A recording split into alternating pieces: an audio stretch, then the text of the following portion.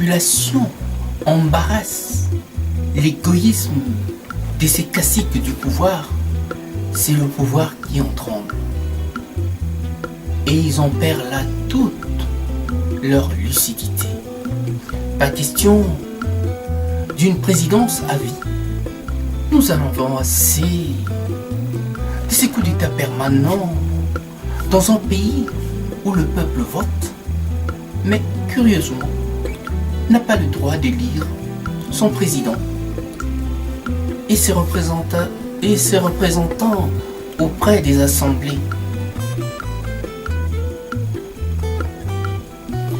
Une fois de plus, l'injure a été telle que l'ingratitude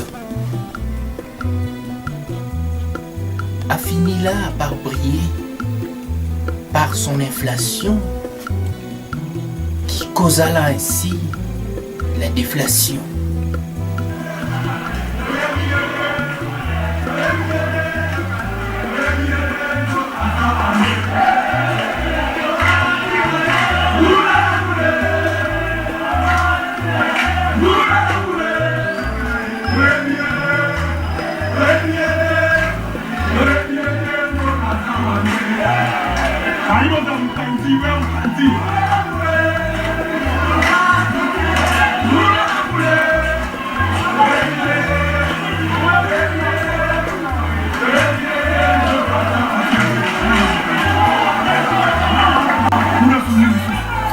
De ces hommes au pouvoir ne sont pas pour le peuple, mais s'accrochent là mordicus à leur gagne-pain et à celui qui les a nommés. Voilà une journée qui se devrait d'être tout autant belle que symbolique, témoignant là de la bonne santé d'une démocratie. Mais voilà que très vite s'est transformé et tourné en véritable cauchemar, tant que le pouvoir a répondu par la force brutale, déployant là sur les principaux artères de Kinshasa, de la ville de Kinshasa, des divisions armées. Voilà, pour bien s'y prendre, qu'il mettra là en résidence double cadenassée certains de ces farouches opposants, pour ne citer ici que Vital Kamerhe, que sais-je encore. Sans doute pour montrer à son hôte du jour, le président angolais Dos Santos, qu'il tient là la population quinoise dans une main de fer, pour ne pas dire le peuple congolais. La population n'avait là qu'un seul mot d'ordre: marcher jusqu'au palais du peuple afin de faire part de son mécontentement.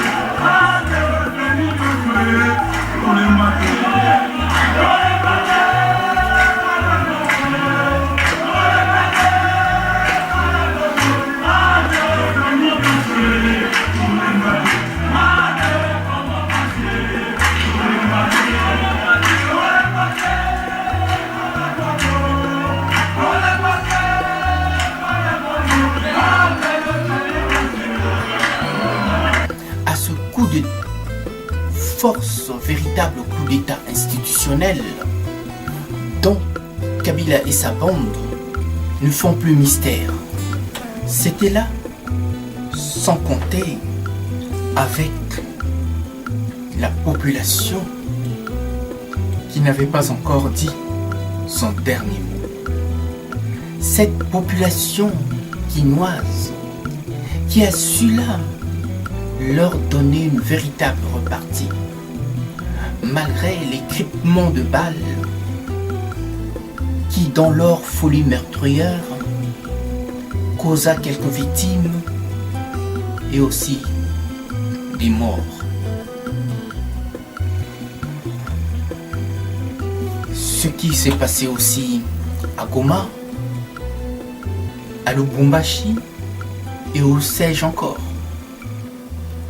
Au nom N-O-N de la révision constitutionnelle, le pouvoir en place a répondu par une véritable escalade de violence sans précédent.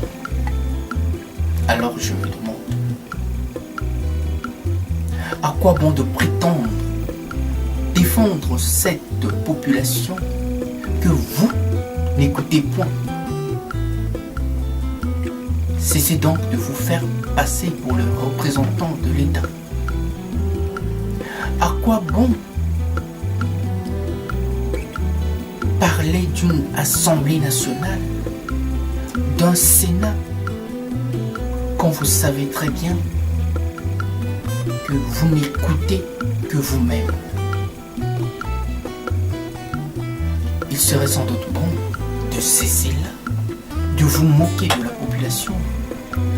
Cette population congolaise dont vous avez sali l'image.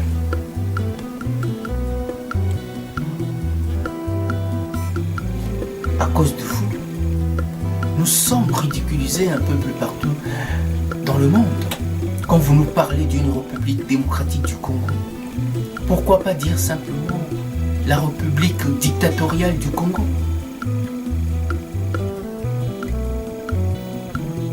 Alors, soyez juste envers vous-même et cessez là de nous faire passer notre temps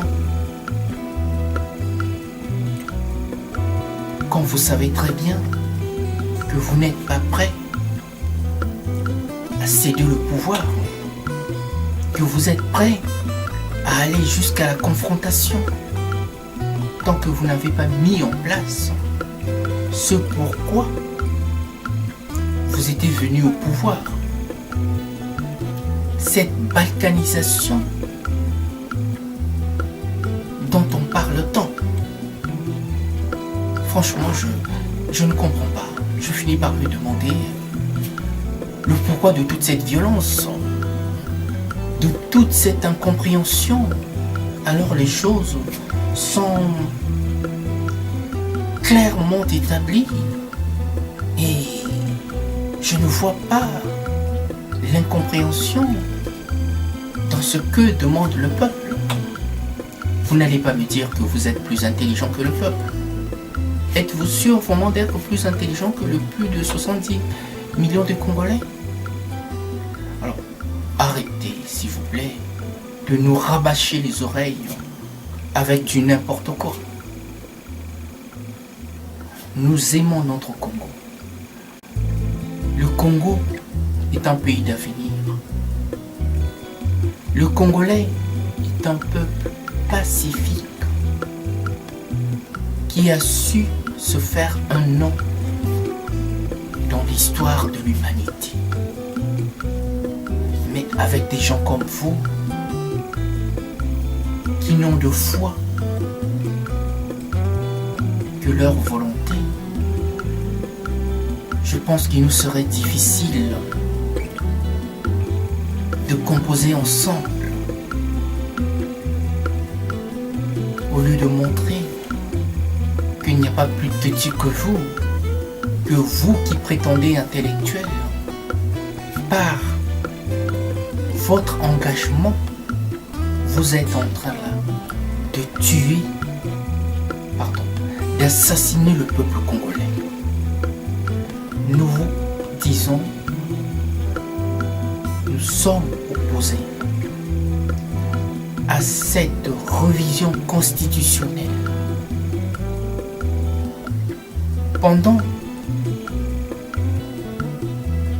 qu'elle vous a servi, vous ne trouvez rien à dire. Voilà, par la durée, elle finit par vous mettre dans l'embarras. Vous ne voulez plus partir. Et pour bien faire, voilà. Vous rentrez dans vos commodités, dans coup d'état permanent. Et là, vous venez de faire un coup d'état institutionnel avec cela, avec ce que cela nous a coûté.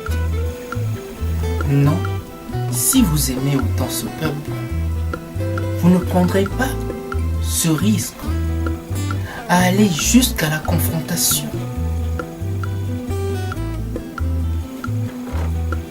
Franchement, il m'arrive de me demander qu'est-ce qu'on a fait au bon Dieu pour mériter des hommes pareils.